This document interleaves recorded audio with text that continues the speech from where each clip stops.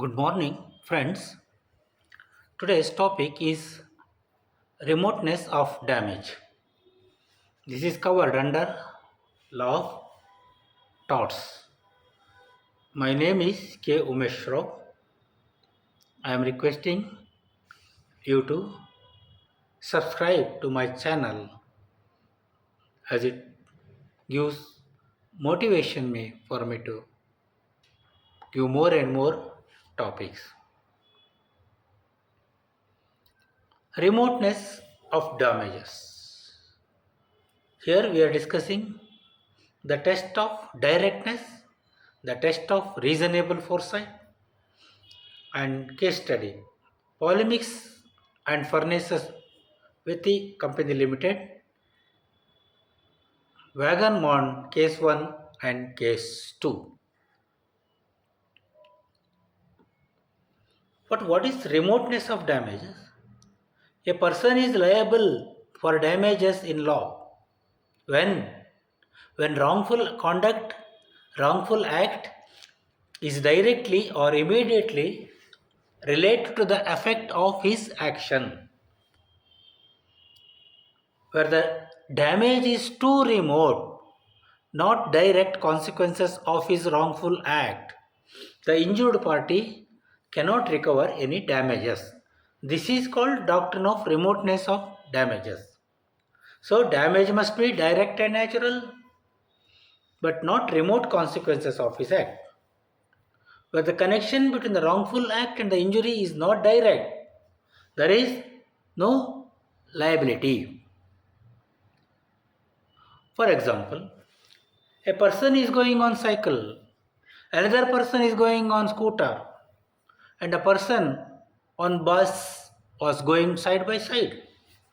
At the same time, car was coming opposite side very speedily and rashly. The cyclist stopped cycle, suddenly fell down on scooter. The person driving the scooter lost his balance. Scooter went under the wheel of the bus. Bus driver, in order to save the person on scooter, diverted his bus and hit the pedestrians and killed two pedestrians. Now the question is, who is liable for all these consequences? Can the cyclist be liable? Can the car driver is liable for all these consequences? No. Defendant can be made liable for all the consequences. No defendant is liable for all the consequences which follows the wrongful act. In the case of Haynes versus Harwood, defendant servants negligently left a horse van unattended in a crowded street. Some boys threw stone on baby horses and ran away. Policemen came to stop the horses and he was injured in an attempt to save the public in the street. The defendant pleaded remoteness of consequences. The court rejected his argument and held that defendant is liable because he could not take proper care. Lynch versus Nordin. The defendant left his horse. Two boys jumped on the cart and drove rashly. One of the boys was injured due to rash driving. The defendant pleaded remoteness of consequences. Court held that it was the duty of the defendant to take care and he was liable. So, in the remoteness of damages, there are two tests to determine whether the damage is remote or not. First one is the test of directness. The damage must be direct and natural, but not the remote consequences of his act. Where the connection between the wrongful act and the injury is not direct, there is no liability. The person is liable for all the direct consequences of his wrongful act. Another, the test of reasonable foresight, foreseeability of a reasonable man. If a person or if a reasonable person has not foreseen the consequences of the act or omission, the act is remote and not liable. Directness, the defendant is liable for all the direct consequences of the tortious act suffered by the plaintiff, whether a reasonable man foresee or not. Directness of reasonable damages. Now we will study one case law. Polemis and Furnace Wealthy Company. Polemis was a ship's name. Plaintiff was the owner of the ship. Defendants chartered Polemis from the plaintiff to transfer to petrol. Defendant loaded Polemis with the petrol cans. During the voyage, some of the petrol cans leaked, but ship reached port. Defendants employed stevedores to clear the items. One of the stevedores acted negligently, planned or slipped and fell, and it causing sparks and ignited the petrol vapor. Vessel completely destroyed by fire, and plaintiff sued the defendants for compensation. House of Lords held that the defendants were liable and ordered to pay 2 lakhs pounds to the plaintiff.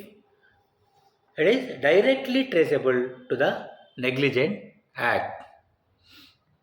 Another test is test of reasonable foresight. This test says if the consequences of a wrongful act could have been foreseen by reasonable men, then they are not too remote. In other words, reasonable man would not have foreseen the consequences, then they are too remote. The defendant is not liable. The liability for damages is not restricted to foreseeability. Overseas Tank Ship Limited versus Modes Stocks and Engineering Company. It is Wagon Mound #1 case. There are two cases. One Overseas Tank Ship versus Modes Stocks Engineering Company. It is Wagon Mound I. Another Miller Steamship Company versus Modes Docks Engine Company. That is Wagon Mound II. Now we will discuss Wagon Mound #1 case. Wagon Mound was a ship's name which was under the control of the defendants. Wagon Mound was stopped in Sydney Harbour at a distance of 600 feet. Modes Docks and Engineering Company's work was situated. So, Wagon Mound was stopped in Sydney Harbour around 600 feet distance. Modes Docks and Engineers Company's wharf was situated. Due to the negligent act of the workers of the defendants, oil from Wagon Mound was leaked and layer of oil was formed on the seawater. At the edge, there was a plaintiff's wharf in which ship of another company, Miller Steamship Company Limited, was being repaired. That Miller Steamship Company Limited, the drop of molten metal fell on the floating oil in the course of repair. As a result, big fire occurred. It damaged the plaintiff's entire wharf and ship of the Miller's Steamship Company Limited. Wharf is destroyed and another company's ship was also destroyed. Plaintiff sued the defendants for compensation. Miller Steamship Company also sued the defendant for compensation. The trial court applied the test of directness and held that defendants are liable. Supreme Court confirmed the trial court's decision.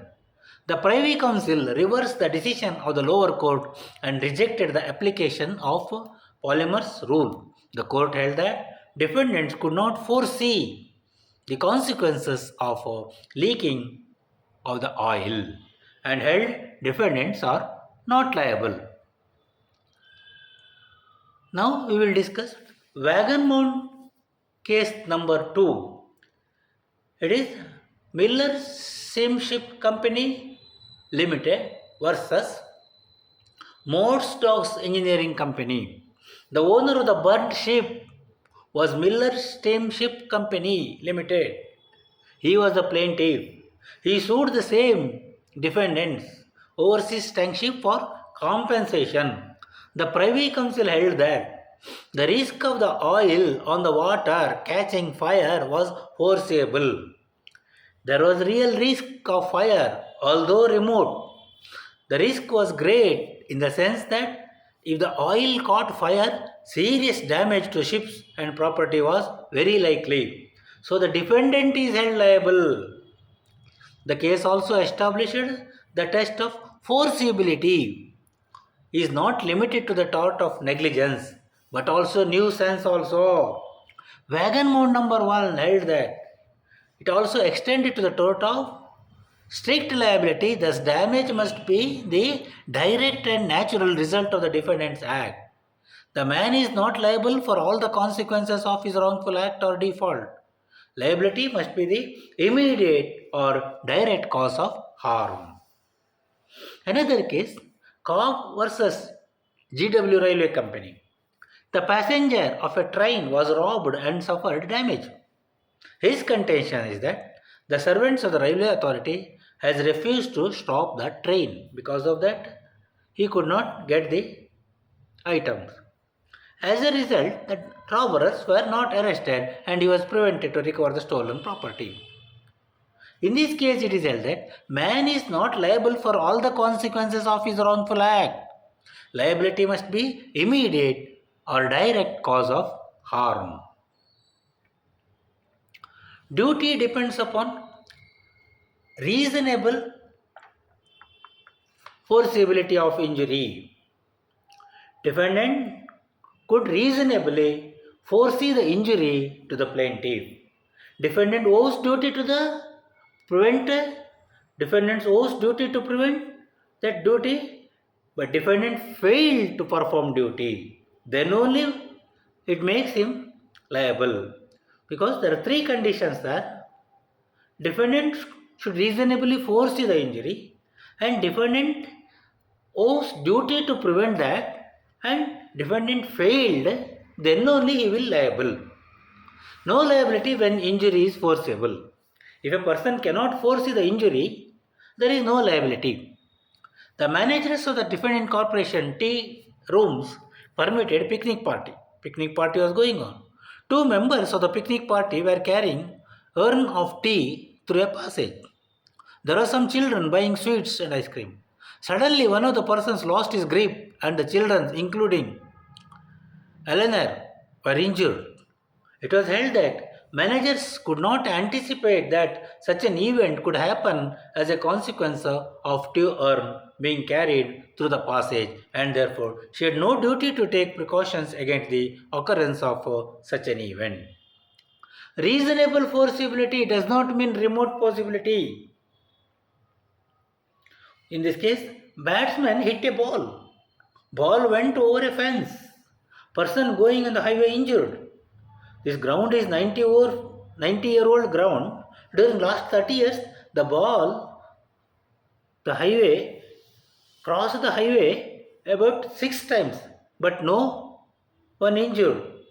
So the court said that, appeal said that the defendants were liable for negligence.